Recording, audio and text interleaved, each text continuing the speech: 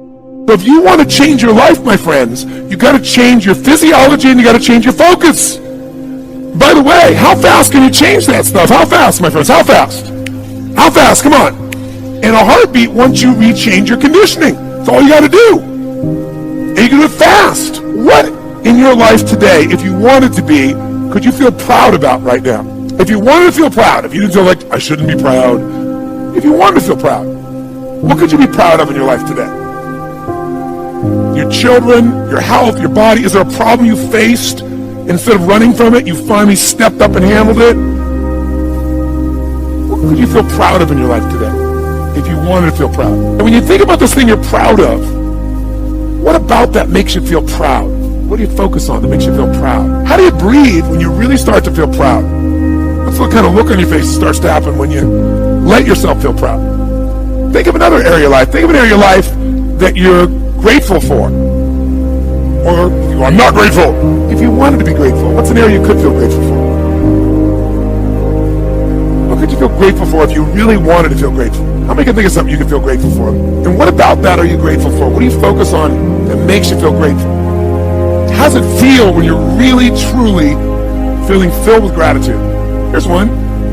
If you wanted to be excited about your life right now, and you were willing to be excited, you're willing to buck everybody else's trend, what could you feel excited about in your life if you wanted to feel excited? What could you get excited about if you really focused on it and you really took it in? And you weren't in a negative place. What could you get excited about if you wanted to be excited in your life? What could you get excited about? When you're really excited about it, what about that excites you? Or when you're really excited, how do you feel? How do you speak? What's your life like? By the way, when you're excited, does it tend to touch other people? Yes or no? Absolutely. By the way, do people have a tendency, by the way, who feels different right now than just even a couple moments ago? Raise your hand and say, I. Why? Because focus is controlled by questions. If you ask a different question continuously, not once, continuously, you will get a different answer. If you ask a lousy question, you get a lousy answer and a lousy state. The brain's like a computer. Ask it a question, it'll have to come up with an answer. Because you deserve it, you idiot. Lousy questions create what? Lousy answers. Ask a better question, get a better answer. Now here's what I want you to get. I want you to get that you can change your state. How fast, guys? How fast? How fast? And if you get the habit of doing it, you'll have a different life. The number one reason we don't achieve success and we resign ourselves to mediocrity and we get swallowed into failure and discouragement, and it becomes sometimes so deep that we can't see the possibilities that our lives could be. I mean, your life doesn't have to be your current life 30 days from now. But most people can't see that. And the number one reason is this word called grit. Researchers say the number one defining factor of whether we become successful or average is whether we have grit. Grit is the ability to stay true to your vision and not dilute it when you get laughed at. Grit is the ability to try an innovation, experience failure, and to say, I'm going to continue, and I'm actually going to learn and use that experience to get me closer on my path to the mountaintop. I mean, what the ordinary person sees as failure, the master simply sees as part of the process of refining your craft. So, number one, you've got to have grit. You've got to literally, when you get knocked down, force yourself to get back up, because then you start to develop a new brain. Yes, you develop a new neural pathway. Yes, you develop new muscle memory. And yes, you develop confidence. Remember that every time you get knocked down, it's an opportunity for you to develop more confidence, develop more experience, develop more inner power. Okay, every time you do something that you didn't feel like doing, like getting back up after you failed, or staying true to yourself after you've been laughed at or told it can't be done, literally, you become more powerful. And every single time you don't feel like persisting, and you do, you take back your power to the thing that you gave your resistance to.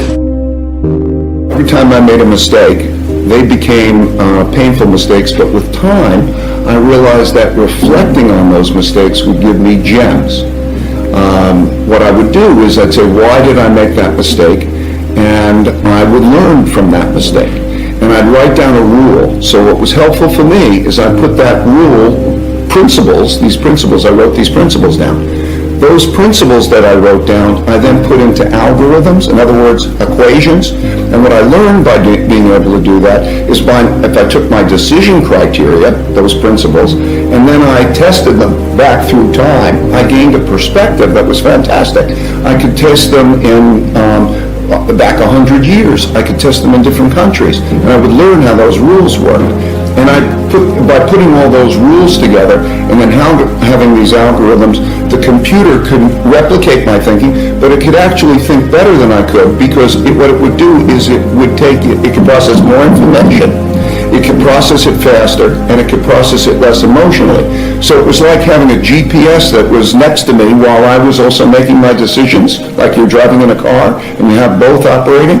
And to have that next to me was, invaluable. It would learn, I would learn, and together we built that.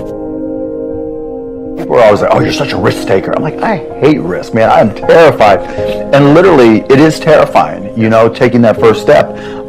For me, it was easier because I got fired, but, it's about preparation. We all go through this process, and tell me what you think, Chase. I mean, where you've got the idea, right? And you get that feeling in your stomach, and you get all excited, oh my God, then you talk to a friend. And the friend goes, oh wow, that's pretty cool, I never heard of anything like that. I'd buy that, right? And then you talk to some other people, and then you do the Google search, right? Anybody else out there? Is anybody else doing this? And you try 50 different ways, no one's out there. Well, the first thing I'll tell you is, just because you don't see it on Google doesn't mean 100 companies haven't gone out of business doing the same thing, right? It may not be out. There's a saying in basketball, you're open for a reason, which means you can't shoot so they're not guarding you, right? It hasn't been done for a reason because every company who's tried it has gone out of business. So the one thing I would tell you is be careful, but once you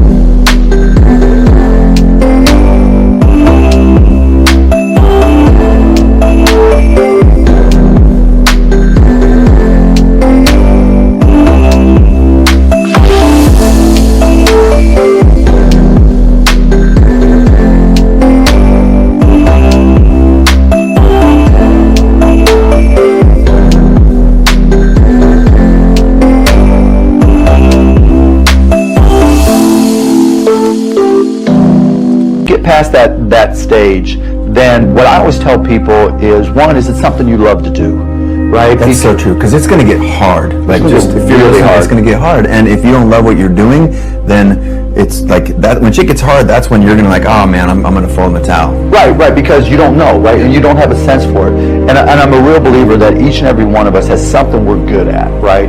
And you've got to figure out, is this something you're good at?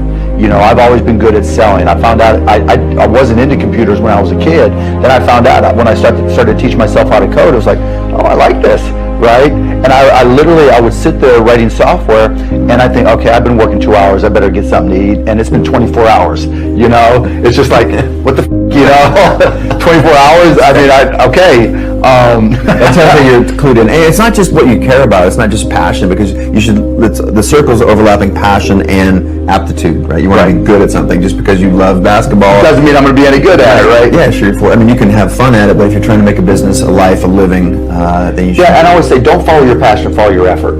Right, so you might think you're passionate about playing basketball, playing the guitar, drawing, design, whatever, but where you spend your time is your better indicator, because that's typically what you're good at, and nobody ever quits anything they're good at. For sure. When you're good at something, you tend to want to get better.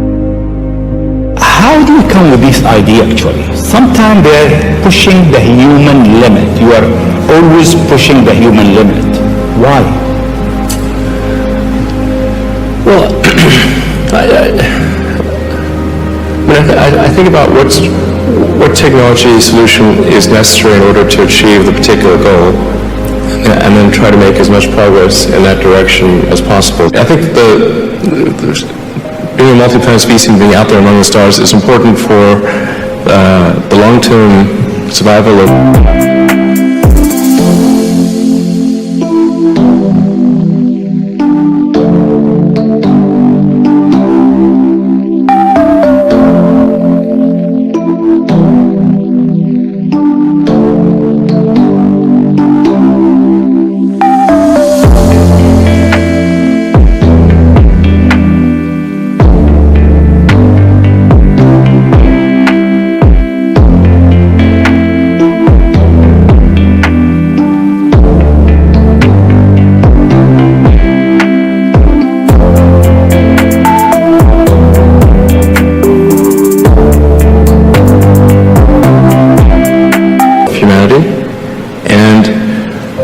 that's one reason, kind of like life insurance for life collectively, life as we know it.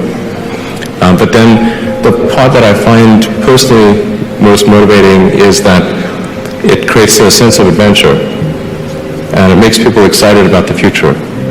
And if you consider two futures, one where we are forever confined to Earth until eventually something terrible happens, or another future where we are out there on many planets, maybe even going beyond the solar system, I think that second version is incredibly exciting and inspiring, and there need to be reasons to get up in the morning. You know, life can't just be about solving problems. Otherwise, what's the point? There's got to be things that people find inspiring and make life worth living.